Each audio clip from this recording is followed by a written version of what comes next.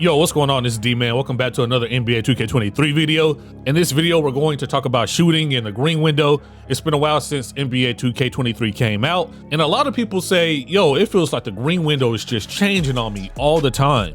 And it's true, the green window is changing, and I want to talk about that in this video. I want to talk about how the green window changes and how you can green more shots. You see in the rec, I shoot about 68%. I'm trying to have a season where I shoot 75. And this isn't like a handful of shots. I shoot about 7 to 10 threes a game. So it's pretty consistent. Like I said, I want to just knock down shots. And also in Pro-Am, I just started playing Pro-Am again. Haven't played it heavy since like 18 or 19, but I'm shooting 65% from three in Pro-Am. So let's go ahead and jump into the video. Let's talk about your jump shot, your green windows, and what changes the green window, because there are a few things on this game. So first up, this is my jump shot. Jake LaRavia base, Klay Thompson release 1, Klay Thompson release 2. This is actually the first jump shot I created. You'll see the timing impact stands out the most because it's a C. Now, D-Man, why would I not want an A right there? If you have an A right there, it's fine. But if you had to sacrifice any of the categories, I think timing impact is the one to sacrifice, because that's just basically telling you what will happen if you mistime your shot. I'm not trying to mistime my shot. I'm trying to green everything. I trust my thumbs, right? So if you had to sacrifice anything, timing impact would be the one. Also, you want a jump shot with a good visual cue. Like, I know as YouTubers, we release these jump shot videos, right? It's nothing but content. Only you know when you want to release your jump shot. For me, it's right when the ball gets to my forehead. And so that was my visual cue. When the ball is at my forehead, I release it. And it's funny because naturally, this jump shot isn't like this. But on NBA 2K23, we have a new feature where we can change the release timing.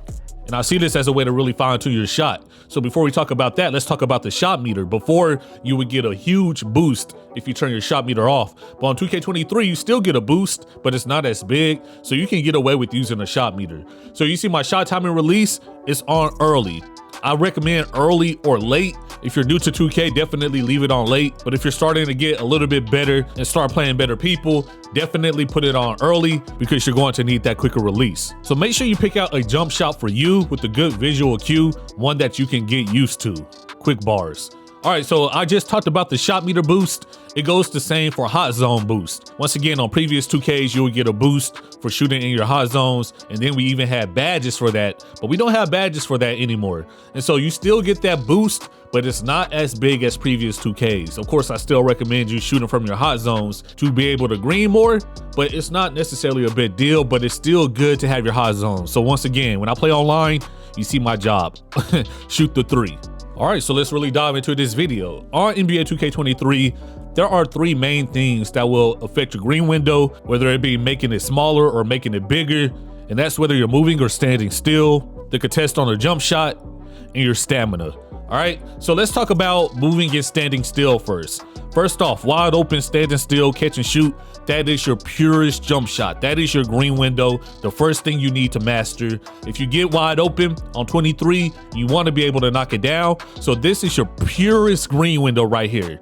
Make sure you definitely get online, whether you play the park, rec, Pro-Am, even if you have to pull up to the Gatorade courts. This is what you want to get consistent with first, because everything else I say in this video kind of refers to the timing on your wide open shots. So just kind of keep that in mind. Like I said, the first thing you want to do is find that green window for your wide open shots, standing still. That's your purest green window.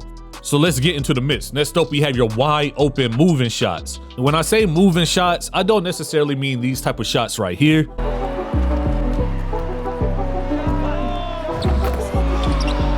I mean the moving shots where you're supposed to be catch and shoot standing still, but the game moves you, makes you slide, or you're not able to hard stop on a fast break. For example,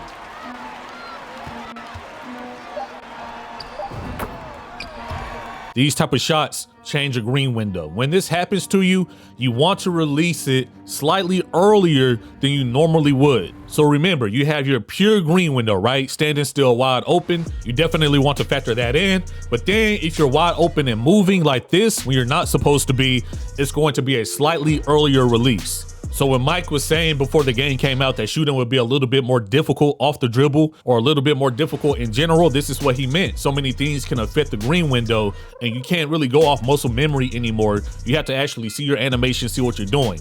So this is a moving shot in my eyes, and it's going to be a slightly earlier release than what you normally would do. Now let's talk about contest.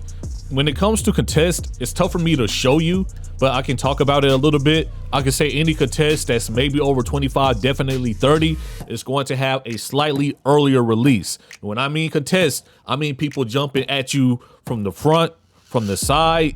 Even if you have somebody crabbed, that counts as a contest to the green window. Even that shot will be released slightly earlier than you normally would. So for those people that really look for the crab, whether it's from 3, whether it's for midi, get ready to release the ball earlier than you normally would, and you should be good. But I'm not gonna lie, timing contested shots on here, especially the crabs, are pretty difficult for me, so that's something I still need to work on.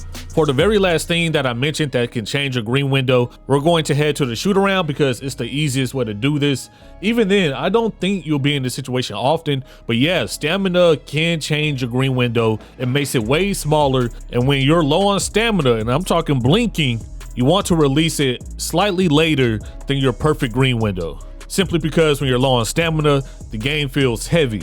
Now, keep in mind that I'm talking about stamina and not running out of adrenaline boost, because there's a difference. When you're blinking red on stamina, this will change your release timing, and in that sense, you want to release the ball slightly later than you normally would.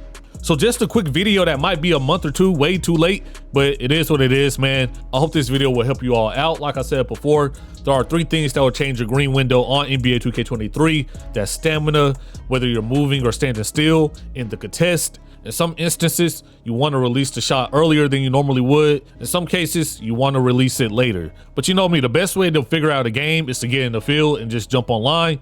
And so I definitely recommend that too. So you all be easy. Take care. Peace.